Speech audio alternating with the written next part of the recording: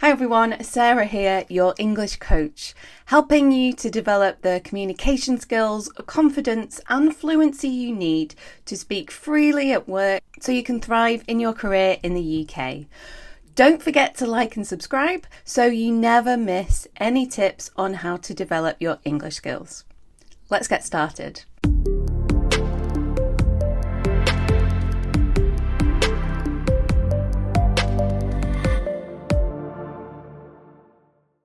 Today I want to talk about something that could be causing unnecessary tension in your workplace, especially if you work in the UK and come from a culture with a more direct communication style. Let me share a story about a client that might be familiar to you. So this client is a brilliant software developer from Poland.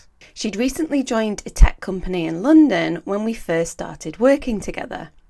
She was fantastic at her job, she was very efficient, precise, and she always tried to be clear and honest in her communications. But after a few months, she started to feel kind of distant from the rest of her team, and she couldn't understand why. As we explored this through the coaching sessions, she shared a story about an interaction that she'd had with one of her British managers. Her British manager had asked her, "Would you mind having a look at the bug report when you have a moment?"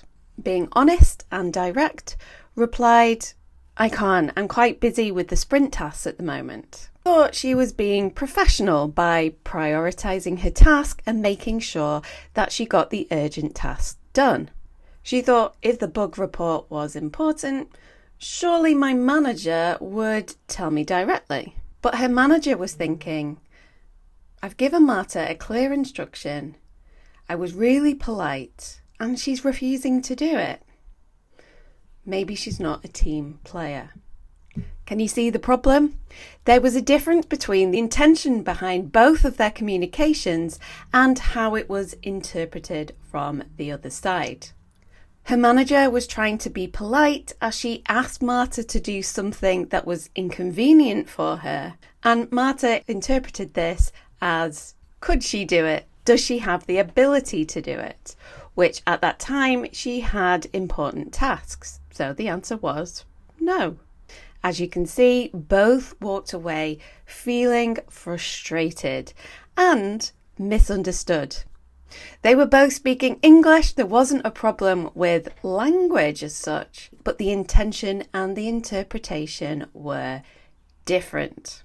The more interactions that Marta had with her team using this very direct style, her team started to feel that she was impolite and not considerate of their time. And Marta started to feel confused by the difference between what they said and what they did and what they expected. Why weren't they being honest? Over time, there was a lack of trust there, a lack of understanding, which explains why she was starting to feel isolated.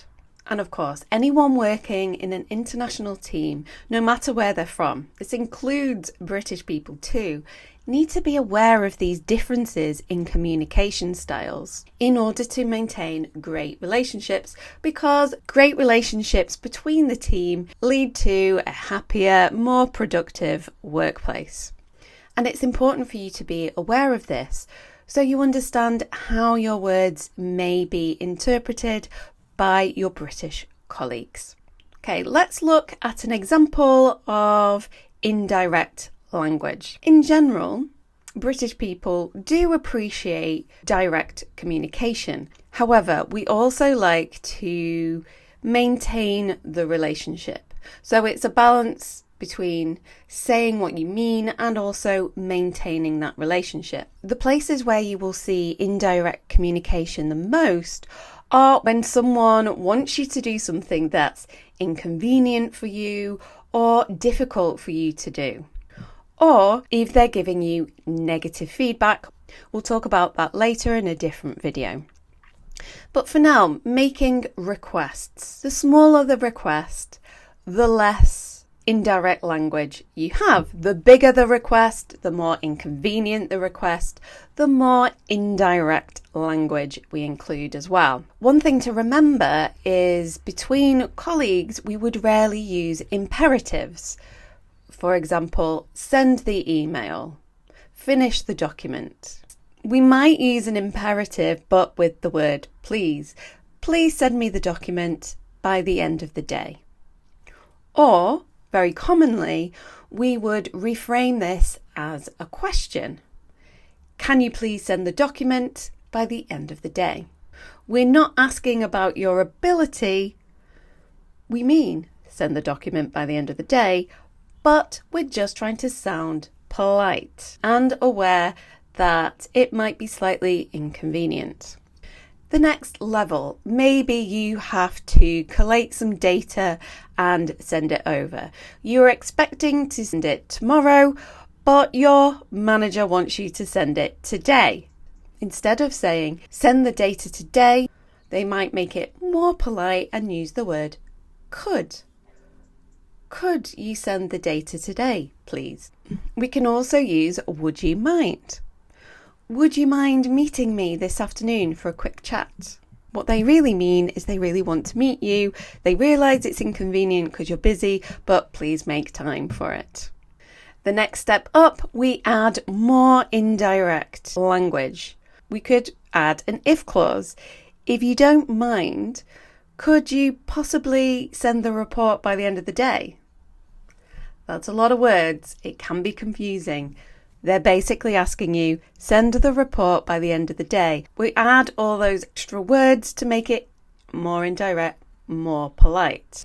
And if it's a really big task, say they want you to deliver a presentation instead of them, they might start with, I was wondering if you could possibly deliver the presentation instead of me next week. Notice how indirect that is. So we can be more polite by first adding please to an imperative for a small task. A bit bigger, we can change that imperative into a question. Can you? We could change can into could you? We could say would you mind? Would you mind? Blah blah blah. We can add an if clause. If you don't mind, or if you have time, could you, blah, blah, blah. If it's a really big task, really inconvenient, they may say, I was wondering if you don't mind, could you possibly do overtime this evening? And that's how it works. So when your manager asks you these questions, make sure you know what they really mean. Are they really asking if you could do something, or are they telling you to do something in a polite way? And it's also important to consider this when you're asking your colleagues to do something for you. And this will make a huge difference to your relationships at work. The crucial part to remember is that all of these examples are instructions. They're not really asking you if you can do something, they're telling you to do something. So please keep this in mind. But this doesn't mean that you have to completely change your communication style in order to fit into the UK. You probably really value direct communication. So as I suggested to Marta, set expectations with your colleagues. Say, I value direct communication, especially to be clear. I don't mean to be impolite in those situations. I just want to make sure that we understand each other clearly. When you explain why and set their expectations, it will be really valued. And these misunderstandings that may happen because of these differences in communication style can be avoided, and we can have smoother and stronger working relationships. And what was the result with Martha? Well, with this clearer understanding and her setting expectations and them having conversations within the team about these different styles and how they prefer to communicate, there are a lot fewer misunderstandings. Having these conversations helped to feel closer to a team. They understood each other better. It made her work life so much easier and enjoyable. If you're working in the UK right now, remember, the more indirect a request is, it's probably more urgent and important. But they're being extra polite because they realise that it's a bigger task or it's more inconvenient for you. And if you prefer direct communication, of course, that's fine. Just communicate this. Have the conversation with your colleagues so you can find somewhere to meet in the middle. If you found this video helpful, don't forget to like and subscribe. And if you're working in the UK and struggling with these cultural differences, or you're finding it hard to bond with your team or understand your manager and colleagues, then let's have a chat. Thanks for watching, and I'll see you on the next video.